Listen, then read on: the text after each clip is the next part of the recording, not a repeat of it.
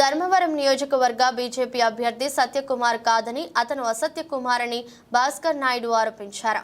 ధర్మవరం నియోజకవర్గానికి వచ్చింది ఎలక్షన్ కోసం కాదు, కలెక్షన్ కోసం మాత్రమే. దోచుకోవడం దాచుకోవడం అతనికి వెన్నతో పెట్టిన విద్య అని వ్యక్తి అని విమర్శించారు.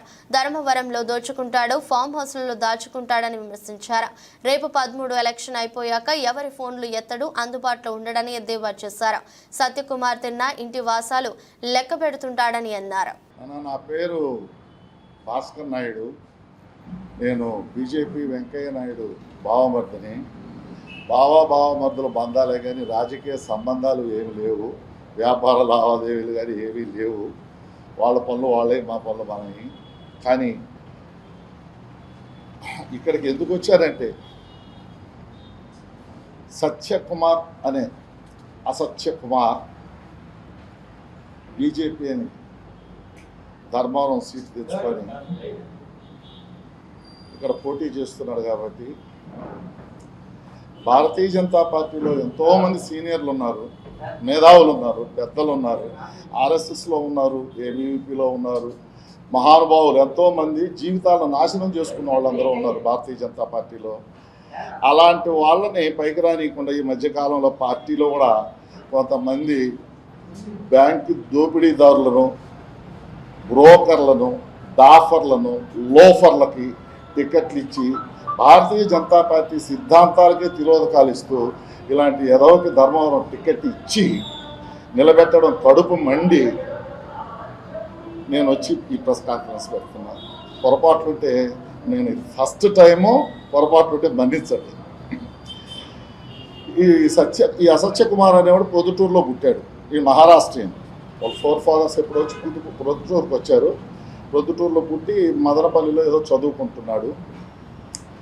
పెద్ద ఆయనకి రాజ్యసభ వచ్చిన తర్వాత ఢిల్లీకి వెళ్తున్నాడు. కాబట్టి ఆర్ఎస్ఎస్ పిల్లలకు చెప్పాడు, ఎవరన్నా కొంచెం హిందీ వచ్చిన వాళ్ళు ఉంటే మంచిది, కొంచెం ఒక పిల్లోని చూడండి. ఈ అబ్బాయి మరాఠీ మాట్లాడతాడు, హిందీ మాట్లాడతాడు, అన్నీ మాట్లాడతాడు, చక్కగా మాట్లాడతాడంటే వీడిని తీసుకొచ్చి సుబ్బరాజు, నరసింహారెడ్డి అనే వాళ్ళిద్దరూ ఇతను తీసుకెళ్ళి బెంగళూరులో కట్టా సుబ్రహ్మణ్యం నాయుడుతో గెట్ టుగెదర్ జరిగింది. వెంకయ్య నాయుడు గారికి కట్టా సుబ్రహ్మణ్యం నాయుడు వాళ్ళు పరిచయ కార్యక్రమం. ఆ గెట్ టుగెదర్లో తీసుకెళ్ళి పరిచయం చేశారు ఈ సత్యకుమార్ని. అప్పటి నుంచి పెద్ద ఆయన దగ్గర పిఏగా ఉంటూ ఉన్నాడు. పిఏ అంతే, అంతకుమించి బీజేపీలో సభ్యత్వం లేదు, ఏబీవీపీ కాదు, ఆర్ఎస్ఎస్ కాదు, ఏదీ కాదు. ఇతను ఓన్లీ వెంకయ్య నాయుడు గారి పిఏ అంతే.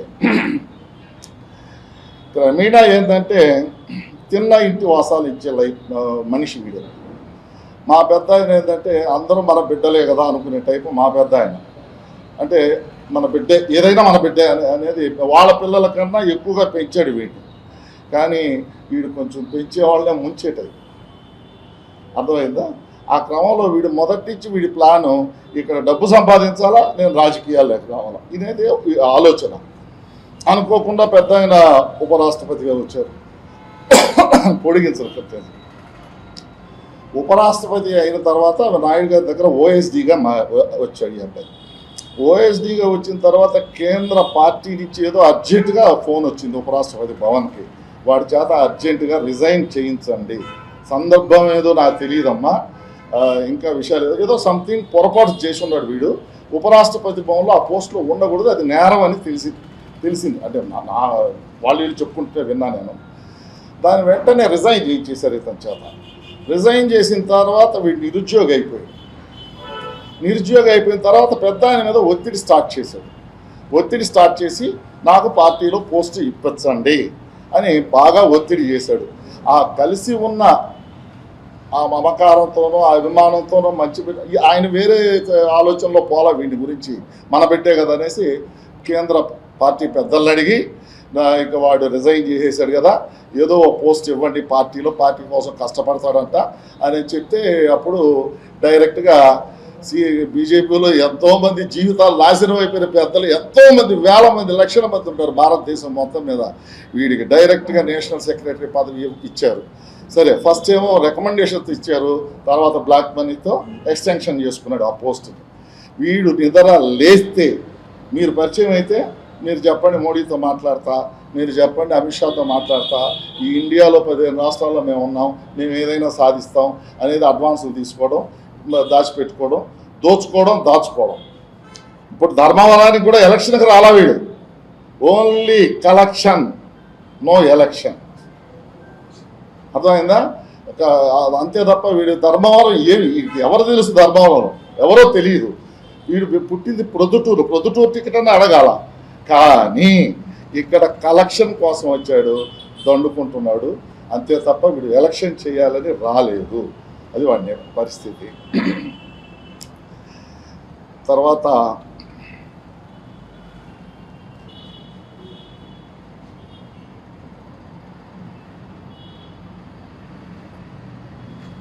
ఇప్పుడు ఈ ఎన్నికల పేరుతోనే 100 కోట్లు దోచుకుంటున్నాడు. 13వ తేదీ ఎలక్షన్ అయిపోయిన తర్వాత ఇంక మళ్ళీ ఎవరు ఫోన్ చేసినా ఎత్తడు, ఎవరికి కనిపించడు, మళ్ళీ ఇంకొక బిజినెస్కి వెళ్ళిపోతాడు. వీడి ఉద్దేశం ఏంటంటే హైదరాబాద్లో జన్వాడ అనే ఊరుంది, అక్కడ 5 ఏకర్స్లో గెస్ట్ హౌస్ ఉంది. ఇట్లాంటివి చాలా ఉన్నాయిలే. ఆ గెస్ట్ హౌస్లో చేరి సాయంత్రానికి అందరి కార్పొరేట్ కంపెనీలు పిలుస్తాడు, వాళ్ళకి శుభ్రంగా పార్టీలు అన్నీ ఇస్తాడు. అన్నీ ఏది కావాలంటే అది నడిచిపోతుంది. ఈడ కాకుంటే విదేశాలకి స్పెషల్ ఫ్లైట్లు వేసుకుని వెళతాడు. ఆడ కావాలంటే అన్నీ జరిగిపోతాయి. ఆడ కలెక్షన్ అడ్వాన్స్లు అంటాడు, అది అంటాడు, ఇది అంటాడు. ఎవడో కూడా ఆశ కదా, నా పని ఇతను చూపిస్తాడు కదా. ఇవన్నీ మోడీతో మాట్లాడేది, అమిత్ షాతో మాట్లాడి చూపిస్తాడు కదా. ఎవరో ఈ రోజుల్లో చదువుకున్న వాళ్ళే మోసపోతున్నారు జనాలు. ఎందుకంటే వీడు వీడు ఏదైనా చేయగలడు అనేసి అక్కడ అడ్వాన్స్లు ఇస్తారు. ఈ అడ్వాన్స్లన్నీ బినామీ పేరుతో పెట్టుకొని హైదరాబాద్లో కొంత, ఢిల్లీలో కొంత, బెంగళూరులో కొంత, విశాఖపట్నంలో కొంత, విజయవాడ కొంత, అక్కడక్కడ కొంతమంది బినామీలు పెట్టుకొని చేసుకుంటూ డెవలప్ చేసుకుంటూ ఉన్నాడు. అది అతని విషయము. అది చెప్పడానికే నేను వచ్చా, అంతకు మించి నాకు వేరే ఏమీ లేదు. వీడు వెంకయ్య నాయుడు వారసుడు అంటాడు, కానీ వీడు వారసుడు కాదు. అర్థమైందా? ఈ కులమే అబద్ధం. ఈ పెళ్లి చేశాను, నేను చేసే పెళ్లి నా చిన్నాన్న మనవరాలను ఇచ్చి పెళ్లి చేశాను నేను. ఎందుకంటే మన ఇంట్లో ఉన్నాడు, మన బిడ్డే, మనకు నమ్మకంగా ఉంటాడని నా చిన్నాన్న మనవరాలను ఇచ్చి పెళ్లి చేస్తే ఆ పెళ్లి పెటాకులు అయిపోయింది. ఆ అమ్మాయి కూడా వీడి దాడి తట్టుకోలేక ఫస్ట్ ఫ్లోర్లో ఒకరు, థర్డ్ ఫ్లోర్లో ఒకరు, 8th ఫ్లోర్లో ఒకరు పెట్టుకుంటే తట్టుకోలేక వాడు ఆ అమ్మాయి డివోర్స్ చెంది వెళ్ళిపోయింది. ఆ అమ్మాయి వెళ్ళిపోయిన అమ్మాయి మొన్న ఎందుకు వచ్చింది అని అడగొచ్చు. కానీ వీడేంటంటే ప్యాకేజీ, నువ్వు నాకు ఎలక్షన్ క్యాంపెయిన్కి వస్తే ప్యాకేజీ నీకు ఇది ఇస్తా అని ఆశ పెడతాడు. అతకు వచ్చింది. తర్వాత ఎవరో 10 మంది క్వశ్చన్ చేశారు, ఆ పాప వెళ్ళిపోయింది. తర్వాత వీడికి పక్కా హేతువాది. వీడు ఏ గుడికి వెళ్ళడు, ఏ దేవునికి దండం పెట్టడు, ఏది గోవు పూజలు, ఏది ఒక్క కోతలు మోడీ గారు మెప్పు కోసం యోగి గారు చేస్తారని ఈ తప్ప పక్కా హేతువాది వాడు. ఇవన్నీ అతని నోటి కూడా చెప్పేది ప్రతిదీ అబద్ధం, నిజమనే పదం ఉండదు. అది పరిస్థితి. యాదవ్ కాదండి, ఓసీ సర్టిఫికేట్ ఇస్తారు.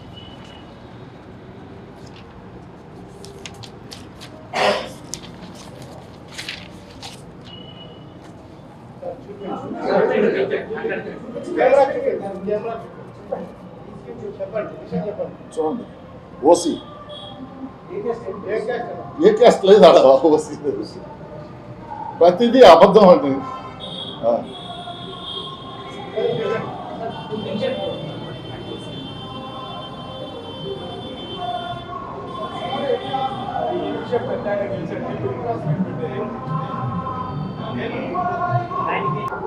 దీప ఇద్దరు చెరొక ట్రస్ట్ పెట్టున్నారు, పేద ప్రజలకు బ్రహ్మాండంగా సేవలు చేస్తున్నారు.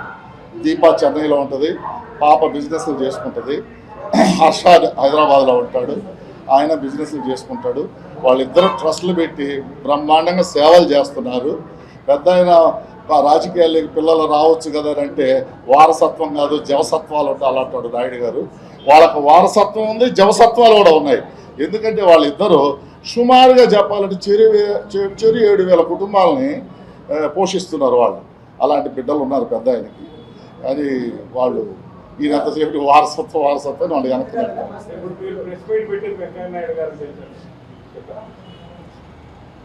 తెలుసుకుంటాడు కదా. 100 కాదు, నేను కాణిపాకం స్వామి మీద ఒట్టేసి చెప్తున్నా అండి, నేను ఆ స్వామిని నమ్మి ఉన్నాను. నన్ను వీళ్ళందరూ పెట్టిన టార్చర్లకి స్వామి మీద ఒట్టేసి చెప్తున్నాను, వాడంత దుర్మార్గుణ్ణి మీరందరూ కూడా ఎంకరేజ్ చేయకూడదు. దయచేసి అర్థం చేసుకోండి. నేను చెప్పిన విషయాలే కాదు, మీరు ఎంక్వైరీ చేసుకోండి. మీకు తెలియని విషయాలు మాకు తెలియదు. దయచేసి అలాంటి దుర్మార్గుని దూరంగా పెట్టడం చాలా మంచిది. నేనేదో ఒక పార్టీకి ఆ పార్టీకి పార్టీకి రాలేదు. వాడు మంచి మనిషి కాదు. ఎవరు? ఆర్ఎస్ఎస్కి సంబంధం లేదు, ఏబీవీపీకి సంబంధం లేదు, బీజేపీకి సంబంధం లేదు, జనసేనకి సంబంధం లేదు. ఆర్ఎస్ఎస్లో ఎందరో మహానుభావులు, బీజేపీలో ఎందరో మహానుభావులు, ఏబీవీపీలో ఎందరో మహానుభావులు. ఆ మహానుభావులు అందరూ ఎక్కడో వెళ్ళిపోయారు. ఈ మధ్య లేటెస్ట్గా 840లు 1680లు వీళ్ళు బ్యాంకు దోచుకున్న వాళ్ళు వీళ్ళు వస్తే వాళ్ళకి టిక్కెట్లు ఇచ్చి వాళ్ళని ఎంకరేజ్ చేసి వాళ్ళు ప్యాకేజ్ ఇస్తే ఢిల్లీ నాయకులు వాళ్ళకు వచ్చి ప్రచారం చేసి వెళ్ళిపోతున్నారు తప్ప ఒరిజినల్ బీజేపీ వాళ్ళకి ఎవరికి, కష్టపడిన బీజేపీ వాళ్ళు ఎవరికి, కష్టపడిన ఆర్ఎస్ఎస్ వాళ్ళు ఎవరికి, కష్టపడిన ఏబీవీపీ వాళ్ళు ఎవరిని పార్టీ ఎంకరేజ్ చేయటం లేదని నేను అనుకుంటున్నాను. ఇది పాత బీజేపీ కాదు, ఇది కొత్త బీజేపీ. కొత్త బీజేపీలోకి సరికొత్త చీటర్స్ని కొంతమందిని ఎంటర్టైన్ చేస్తున్నారు నేను అనుకుంటున్నాను.